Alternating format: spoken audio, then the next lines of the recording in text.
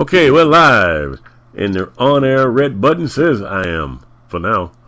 So, my special guest tonight is Sarah Jacobson from Israel, a peace activist, musician, and lover of all things peace. She loves people, and she wants to see peace in her lifetime. And these old farts in her country and mine, it's time for them to go into the dustbins of history and let a new era take place.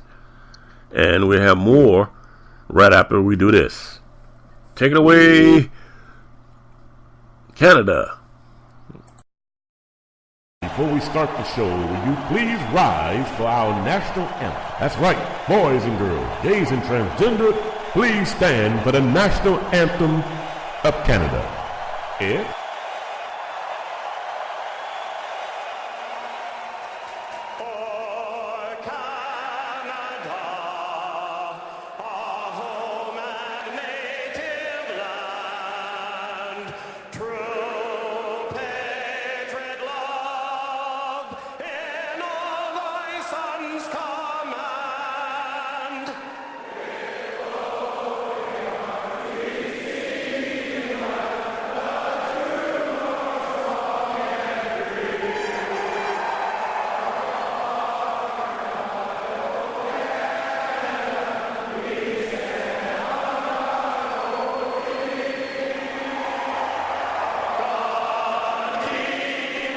This is so beautiful, and it's not even my home country.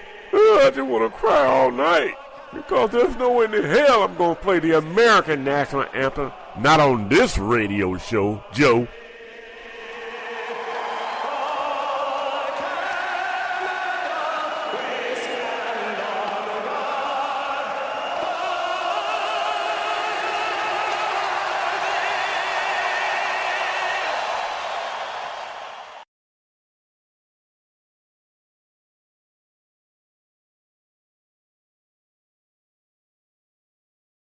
This show is listener supported. Please donate generously. After all, if you can donate to Mitt Romney and Barack Obama from North Korea, then you can donate to my show.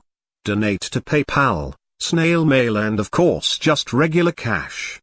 FBI warning: federal law allows citizens to reproduce, distribute or exhibit portions of copyright motion pictures, videotapes, or video discs under certain circumstances without authorization of the copyright holder. This infringement of copyright is called fair use, and is allowed for purposes of criticism, news reporting, teaching, and parody. Like if you like, feel free to subscribe to my channel. Alright, ladies and gentlemen, alright. Let me play one little intro, and then we'll get to it.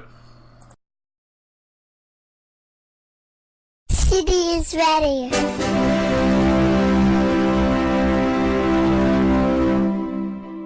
Welcome, listeners. You are listening to the Neely Report with your host, John Charles Neely. I am Evelyn St. Trimble, your announcer. And I say that our nation is drowning in hypocrisy, drowning in lies, drowning in cowardice, drowning in leaders who are not leaders, drowning in public images. We don't have any men anymore who'll stand up and tell the truth. And I'm sorry to have to say, the worst examples of this is on my own so-called conservative side. I see the liberals going to jail. I see the Negroes going to jail for what they believe in. Will you tell me where the conservatives are that are going to jail? Where are the conservatives that will stand up and fight for what they believe in? I don't know where they are. They're a bunch of sissies, the worst type of sissies I've ever seen. Liberals, I have some respect for, because at least they'll suffer for what they believe in. And as much as I despise them ideologically, and I believe we've got to get rid of them altogether, I have even more respect for a communist who'll go to the election.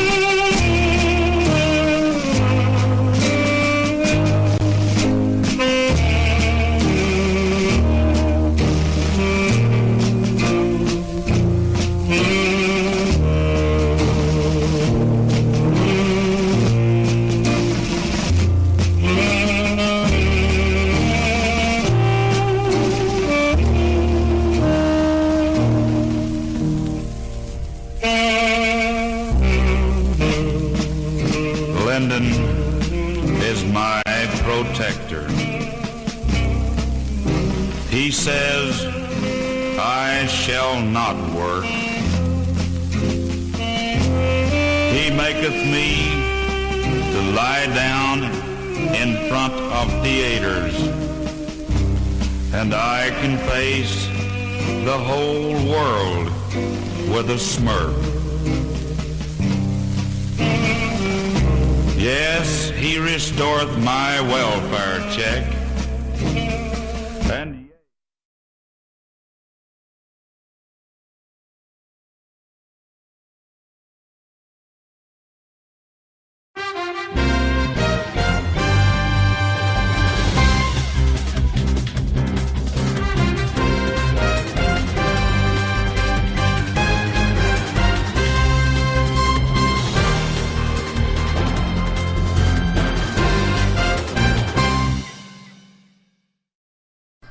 All right. It's time for the news that you can use if you blow your fuse. Ladies and gentlemen, as always on this show, I talk about topics and things that interest me and whatnot. And, most importantly, I don't need to ask or beg the radio gods for their permission. And I was doing that anyway before I had a roof over my head. So, the early days of having an MP3 recorder, go to a payphone and call in and get it uploaded, to go to the library the next day and edit it out and put some sound effects, boom, kick it back out. Good luck trying to find a payphone now, ladies and gentlemen. Tonight I got a special guest. Her name is Sarah Jacobson. And she is, for those of you who missed the first hour, she's a peace activist, actor, activist, poet, musician, everything. She multitasks. But one thing she's interested in most is peace. Peace in her time. And I guess if it's in her agenda, peace for her children and grandchildren beyond. So, are you ready, my friend? Yes, I am. Okay, all right. We are live with my special guest. You want to introduce yourself? And drop your website and everything. So I don't play the censorship game on this show. Okay. I have a YouTube account I have a lot of fun with. You can find it under Sarit Jacobson with an H. So, I'm not really Sarit Jacobson. Sarit Jacobson is boring.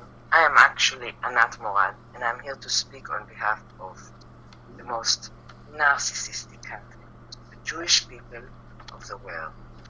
We are so tired of the world telling us to stop killing Palestinians. How dare they? Are they mad? We are very genocidal, and we don't like being told what to do. How are you doing, American man? Well, you want to know something? The American man has lost his balls. Oh, that is why we are going to make new balls. But you can't have any. We give it only to Israeli man. We need your balls to give to Israeli man. Israeli man is scared. They have to go and fight Palestinians, and the Palestinians are kicking our ass. They're so brave that we don't know what to do. You know? So we have to borrow your balls. I hope you don't mind, American man. We'll return them maybe, you know. And we need more land. We don't have enough land, so we need your money. I hope you don't mind. Well, according to Pastor Larry Tisch down there in Texas, you can have all the money you want from our treasury, and more. That is what we call good business. For all our cooperation in the top, they are very demanding.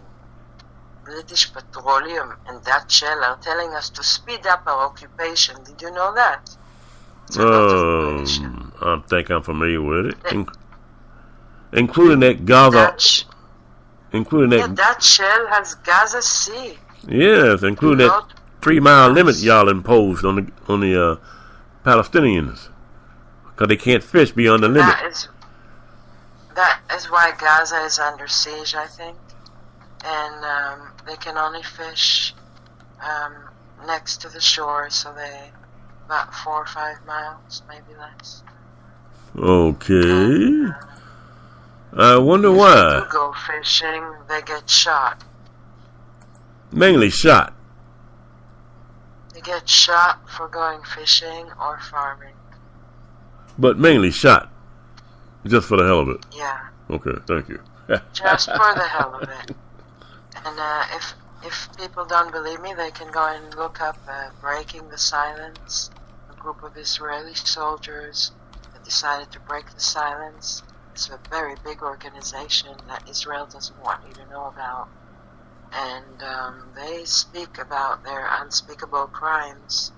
It's very hard to watch because I don't think most people realize what really goes on in military occupation.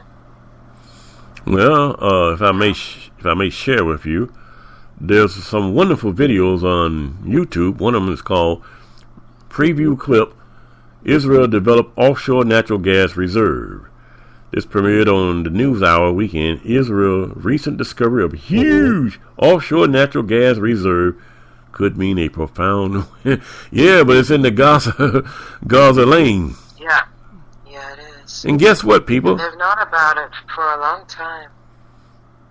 And guess what? Yeah. There's American investments in it, as usual.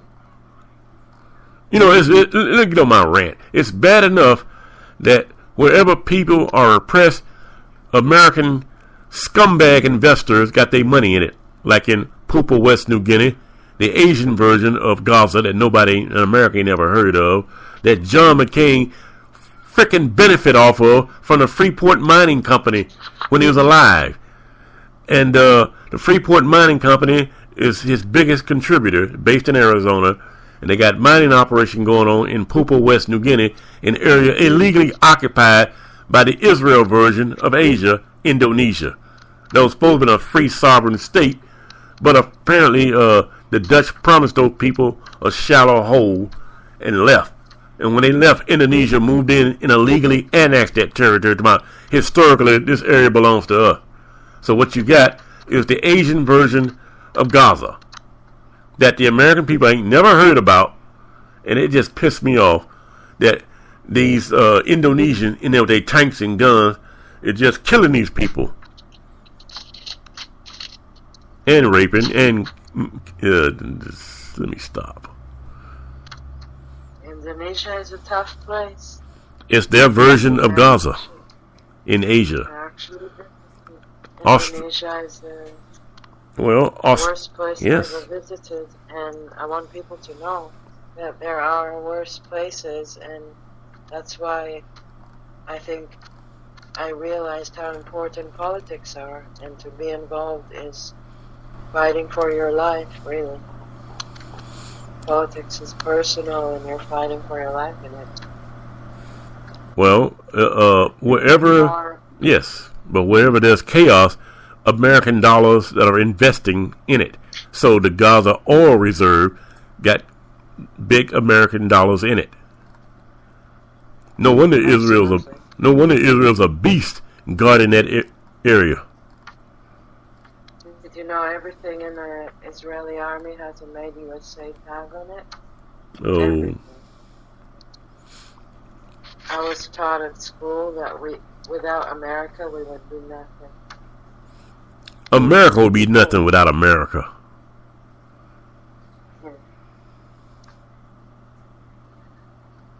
America doesn't need all that money.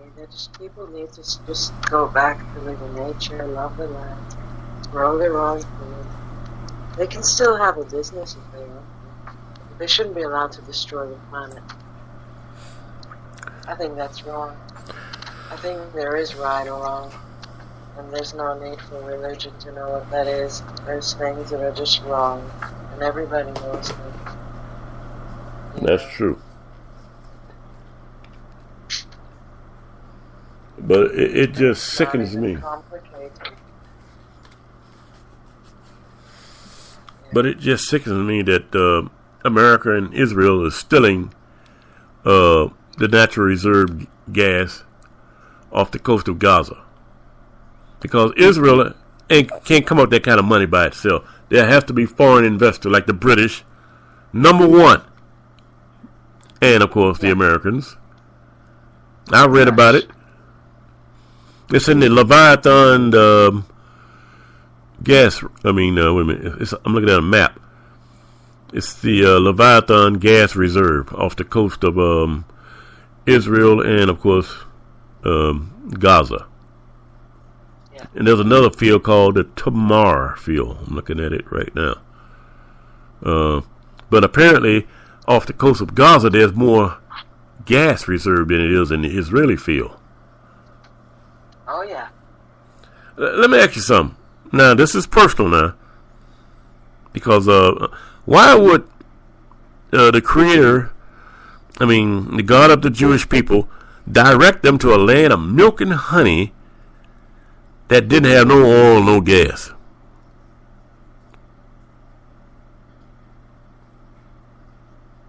Oh, God. God is... I knew you were going to slip into your accent on that one. God is our agent. And he works... We had a talk with God. And we said, God, give us a piece of land.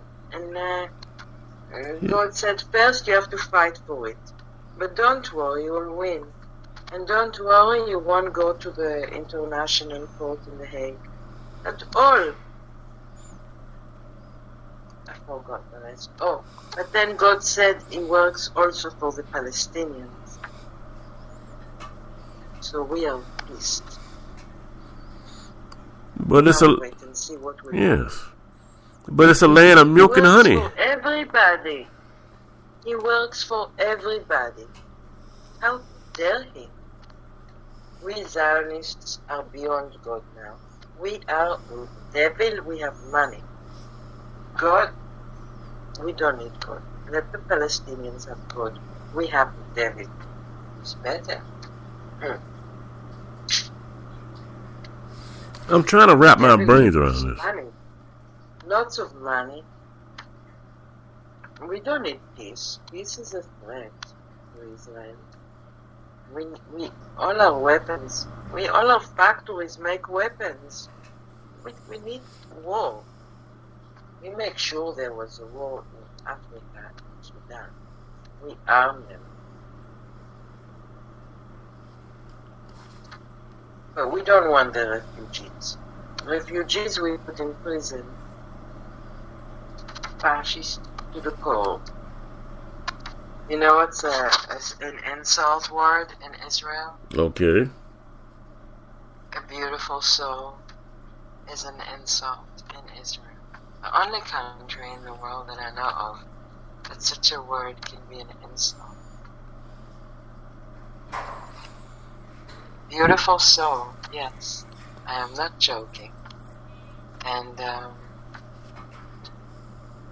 if you try to defend the Palestinians, they'll mock you as a beautiful soul. That's it. I believe you. As if being good is totally out, you know. If you're good, you're like lame or something. And not brave. Most Israelis have no idea what's going on. Only those that are fighting, occupying them. And I got to see the damage it did to the occupier as well. Unbelievable damage. People committing suicide, self-mutilating. Incredible mental illnesses are formed. No one is untouched mentally by the army. It makes the whole country crazy. Imagine the whole country crazy of the army from what they have done. And one of my friends from Israel was telling me the women have got harder as well, working in the checkpoints, you know. And he said they are just become hard, you know. It's hard to find love in Israel. People, both sides are complaining. My men friends are complaining about the women and the women about the men. For real. Everyone is hardened from the occupation. Among the left, I hear that. Right-wingers won't talk to me. There's a big divide. We're almost to the point of a civil war. And there has been many left-wing protests that have been attacked in Israel by right-wing. So people are afraid to protest, you know. They beat the hell out of them with metal bars, you know, like pretty. I have a friend who both his arms were broken by settlers. So some of the greatest activists I know, actually, in Israel, they're doing incredible brave work. And I'm in Ireland right now from a safe distance. So I can say this. I said this in Israel. There's not much freedom of speech there. If you're Palestinian, you can go to jail according to your likes on your Facebook post. Oh, wow. Like that. Yeah. And Palestinians have about 300-400 checkpoints in the West Bank.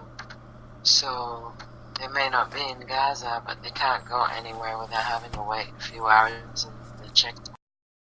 You know, people.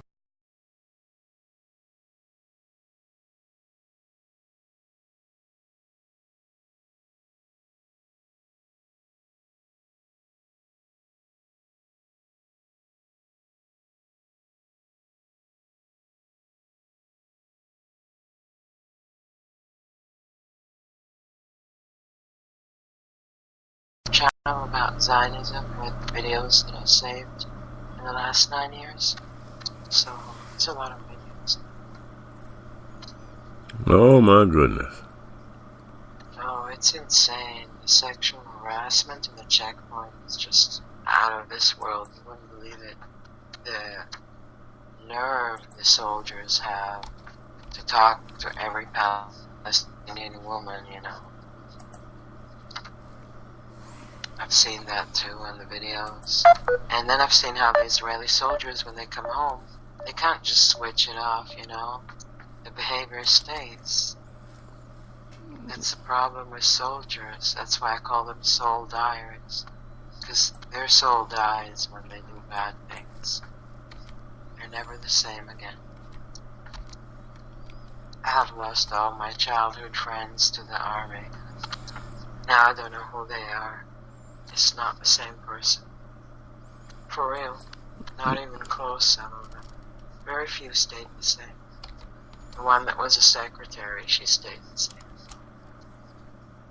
Okay. Well, that's a lot of PTSD they suffer, are they not? Yeah, to be so different, they change fast. Within 2-3 months, you don't recognize them.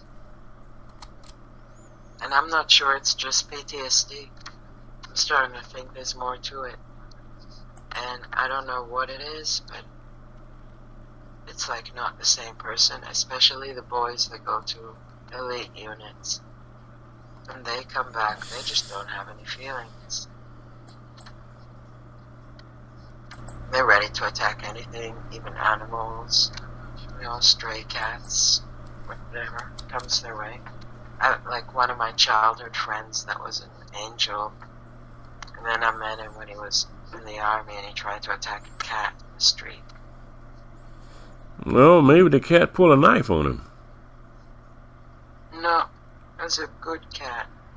Luckily the cat, you know, running in. Okay. Didn't get hurt. But he tried to throw a stone at it, and that was a really good kid. And he said, I want to know if the cat's a brave soldier. I'll never forget that. He wanted to know if the cat is brave. And how they test you to become a pilot in the Israeli army. He was my friend, was trying to become a pilot in the Israeli army when we were in high school. So they put them in tents in the field, and in the middle of the night they wake him up by throwing bombs around their tents. And those that panic, they don't become pilots. They don't go to the elite. Only those that don't panic, you know.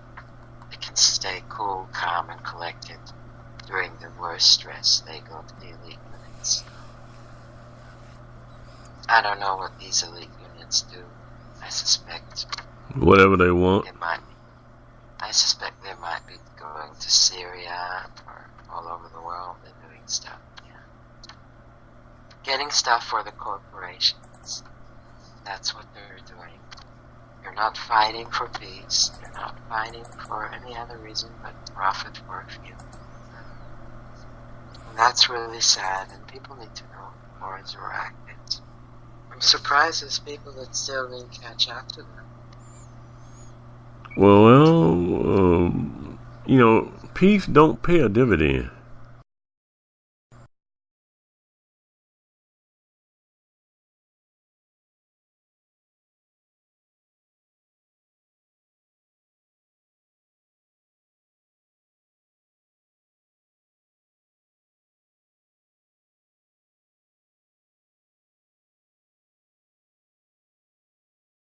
Yeah, that would be good, wouldn't it?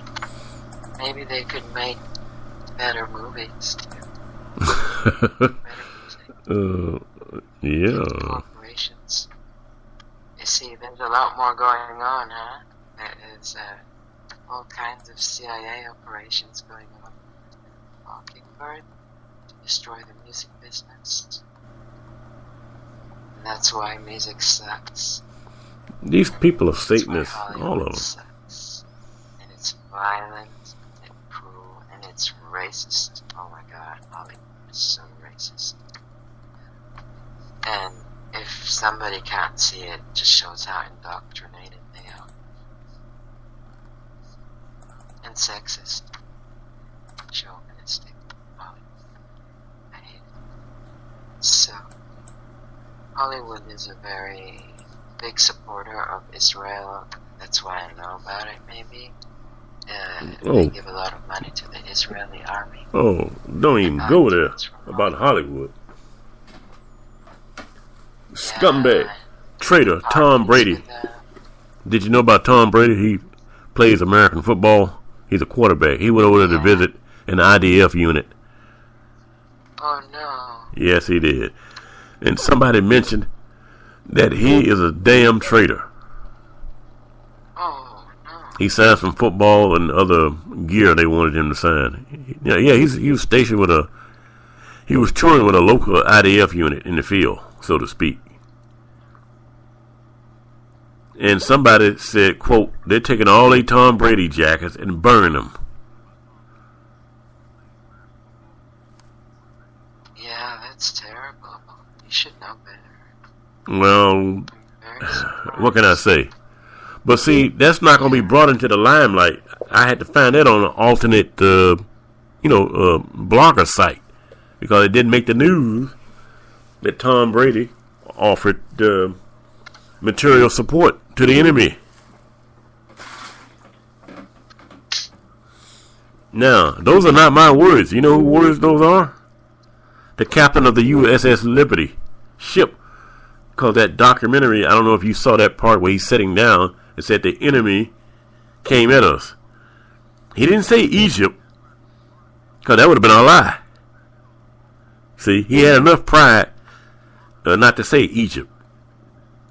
He said the enemy came at us with attack planes and gunboats. Gunboats? That's interesting. Yeah, that BBC. Whose gunboats were they? Well, that was in that BBC documentary that I sent you. Yeah, I know. Interesting. But you have to understand something. The way our military works is, when they say the enemy, who are they talking about? I mean, I had to look at the clip twice to see what is he talking about. He's not supposed to say Israel, because he already been warned about that by the president. But he did say the enemy attacked us. I'm surprised they let him slip that one in at the press conference. Yeah, that just doesn't fit. But, see, the thing about our military officers, they believe in being rigid to the code. Do what you're told to do and shut the hell up, and you have a nice career in medical care at the VA hospital. But that man plainly read a statement that said the enemy came at us. Now, I'm pretty sure that maybe members of the press, when he had that press conference on board the ship in Malta, was scratching their head. Egypt? Nope. wasn't Egypt, because he didn't say that in his press conference. So who is the enemy? Thank you. That's the question. Well, why are they looking at this? How come Yes. they survived the attack? Uh-huh. Well, I mean, You know how they survived. well, Operation Cyanide. An operation so secret that an operation that's still secret to this day, because in the BBC documentary there's a retired Mossad operative that about turn off the cameras when the British reporter mentioned the word Operation Cyanide. He's retired now. I mean, you know, he might kick the bucket any day now. Go ahead and say it, but nope. He's being true to the code. He's on code, as we say here in the streets. Turn off the cameras. You know, he's sitting in his house in his jacket, and, you know, he's leaned back. He don't have to do no work no more, and he's, you know. But that cussing word slipped out. Operation Cyanide. They don't like cameras in Israel. They don't allow cameras into the Palestinian areas sometimes. I remember all throughout my growing up years, they wouldn't allow cameras into Palestine. They would actually ban people from filming the violence, the oppression, and they would ban people from talking about it. Like in Kashmir right now, the same thing. India is torturing people in Kashmir, killing them. The world doesn't get to hear about it because mainstream media is silent. And the people in Kashmir are not even allowed to talk about it on Facebook. Nothing, or they get killed. I have spoken to someone in Kashmir lately, and I was surprised by how underweight they were. So they're obviously not even getting enough food. Same thing in Gaza, they're losing weight fast. And they will not live for long if the world doesn't step up to help them. Gaza is unfit for human life. There's no clean water there, no electricity, only 1 hour. I think Israel lost their morals. Well, for those but I want to reiterate, for those of you who don't know what I'm talking about, Operation Cyanide was a plan from the Americans and Israeli to go into Egypt and bomb them with nuclear bombs and have them shoot up the ship so we can say, oops, look what you did to the USS Liberty, blah, blah, blah. And I didn't know nothing about it until the BBC documentary came out. And that word is still secret to this day, from our side to the Israeli side. Nobody gonna talk about it. But now we know what it was. In that documentary, there were some Egyptian bombers that they somehow hijacked from Egypt, and it showed a secret airstrip somewhere close to the Sinai border. And there was an American technician getting ready to load up H-bombs and get ready to go into... See, the plan was for the ship to get shot to shit and sink to the bottom. And that way LBJ can say Egypt did it, and then they're going to sneak in there under the radar and bomb Egypt out of retaliation. Let's see. Typical Israeli behavior. Well, everybody thought it was just a innocent mistake, friendly fire type of that, but there was much more. The ship was designed to be a sacrificial lamb. That's why LBJ was so damn pissed off when he found out they were still alive that he told the Secretary of Defense, do not, under no circumstance, go to their aid. I want the ship to sink to the bottom. That was the plan. But apparently, since the Russians shadowed all American ships, and when Russia showed up, the IDF forces attacking the ship saw what was going on with the Russians because they had detected them on radar. And as I said previously, they started to advance on the Russian fleet. And that would have been a big mistake, because all Russian spy trawlers are armed to the teeth. But it didn't come to that. They simply called up Moscow, told them what they were witnessing, and Moscow got word to the ambassador in Israel, who marched into Golda Meir's office and told her, we don't give a fuck about the Americans, but you're starting to move in on our ship, and that we will take offense to. And he walked out. And Golda Meir got on the phone, told the chief of staff, call off the attack. And the chief of staff didn't want to do it. He was whining and complaining about why. Because they had witnesses, damn it. Someone wanted to make a lot of profit. Nuclear bombs are very expensive.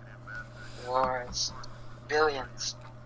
Well, things didn't go according to plan because the Russians saw what was going on, but they weren't going to interfere. That was Russia's job during the Cold War, to shadow every American Navy ship, either underwater or over the water. But, you know, what I'm trying to say is this, right? The plane got blown to shit because of the Russians. Absolutely. Johnson didn't see that one coming, and because he's such a gutless coward, he didn't give the captain of the USS Liberty the Navy cross, which is supposed to be done in the White House. Oh, I see. Yes. That's how much of a gutless coward he was. And second of all, the election was coming up. That happened in 67, so 68 was the election year. And he lost. Nixon won. That's how much of a gutless coward he was. Didn't even want to face the man that he sent to death. Ladies and gentlemen, that's who runs our country, Israel and America. Gutless cowards. That was tradition that was broken in over 100 years of rewarding anybody who's in the Navy or the Marine Corps. The Navy Cross or the Medal of Honor. It's supposed to be awarded by the president himself to whoever the hero is, blah, blah, blah. See, I didn't know that. Well, They really exposed themselves here. Well, you know how it is. Sometimes when you try to break into a house, you get caught. Yeah, you do. You leave footprints. Sometimes you drop like a piece of your DNA somewhere. Oh, by the way. Especially if you don't shave your eyebrows. Gotta shave your eyebrows. Oh, by the way, did you know the Russian commander radioed over to the Liberty fleet, said, do you want us to take on your wounded? And the captain refused. Why did you refuse? It's your world, I'm just living in it. Because he was a dickhead. That's why. Yeah. Also on board. Would have taken better care. Well, see, those spy trawlers are just like the USS Liberty. They got electronic communication equipment, the whole 9 yards. Matter of fact, Russia did a documentary on the USS Liberty where they were interviewing their former officers that was eyewitness to the attack. And through a translator, he said, we offered them help, but they didn't want it. Once they left, knowing that the Russians were watching. America right now, and I'm appealing to every American veteran and all the members of the USS Liberty that's listening to this, because I'm going to send this clip to you. You need to get on your freaking knees and lick the Russians' butthole for saving your ass. Because all this screaming and crying, and this message is addressed to you, USS Liberty veterans. You're not going to get no recognition. Donald Trump is not going to apologize for it. And whoever slithers into office, and I hope you Liberty veterans are listening to this broadcast, you're not going to get no recognition. You're not even going to get a sorry. So I hate it that you guys keep doing reunions and stuff, those that are still surviving, but you're not going to get no recognition, not even a sorry. Israel officially said she apologized, but if you think you're going to get some acknowledgement from your government, not going to happen. These are the same people that was in office when your commander-in-chief, LBJ, ordered you men to your death. And I'm going to send this to him, too. Good. They don't understand politics. Thank them. We in the Mossad thank them for not saying it's a Russian to save them. Well, don't you want to thank them for their... needs to know well, that we were going to nuclear Egypt. Don't you want to thank them? Don't you want to thank the survivors of the USS Liberty for their sacrifice? No, make Israel look good. Tell them thank you for making Israel look good, because now we can kill more Palestinians and nobody will tell anything. You know? They saved our ass. Thank you. We love you and you are welcome to come to Israel and join our army. In our army we won't sacrifice you, don't worry. Ever. Not even a little. Not even for British Oy Petroleum. vey. Have you heard of British Petroleum? We work for them. What they tell us to do, we do. Thinking is no good, it's hard work. Officially, yes. Officially, Israel did apologize, but America would never apologize for setting them up. Our apology was fake. It was just to look good, you know? Oy vey. We only care about money in the top. That's all. Simple. There's no complications at all. It's all simple. But we want you to think it's all complicated politics, you know? So, we want you to think politics is too complicated for you, so you can go watch football or go to the pub. We don't want you to know how simple it is, how easy it would be to topple us, to destroy us. Terrible. It would be too easy for the masses. It would take a day or two and they could end the occupation. That would be terrible. You know what I mean?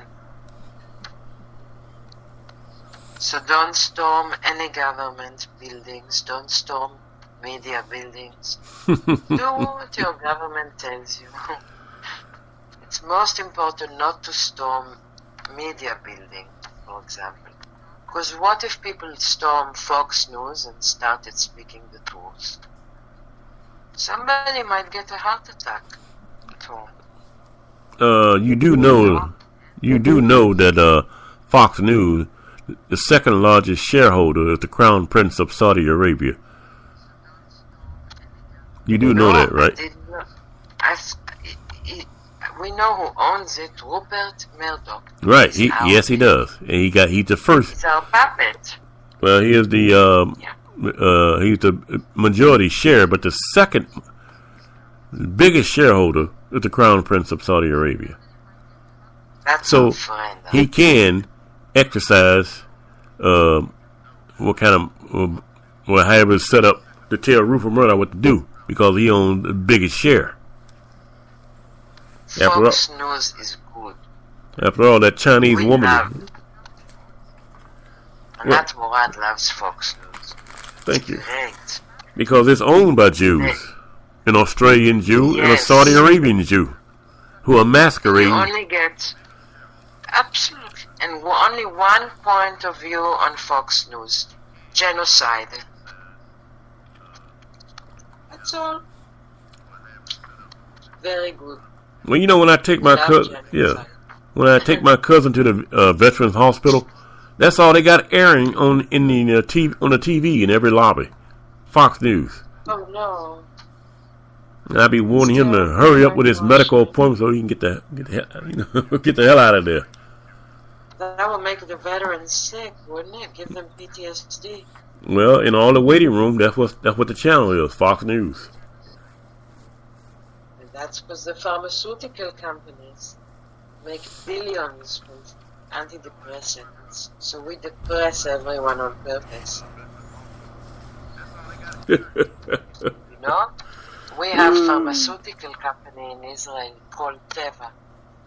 And we sell our drugs all over the world.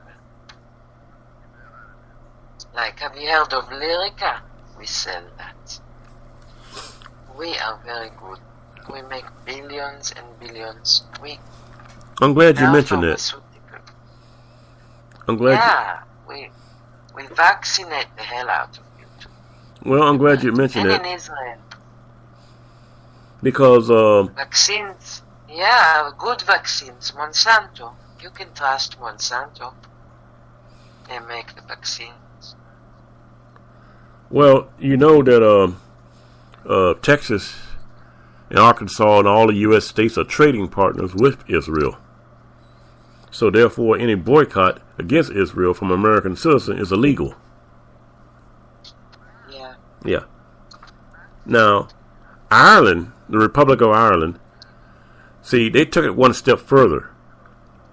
See, all goods and services manufactured in Israeli settlements under Irish law is illegal. So nobody can say the Irish people are anti-Semitic. See, what they did was looked at the area that Israel conquered and said, okay, no goods and services will be coming to the Irish shores. Customs will be on the lookout. So that's how they got around that, by saying, we're not anti-Semitic. We just don't want nothing from the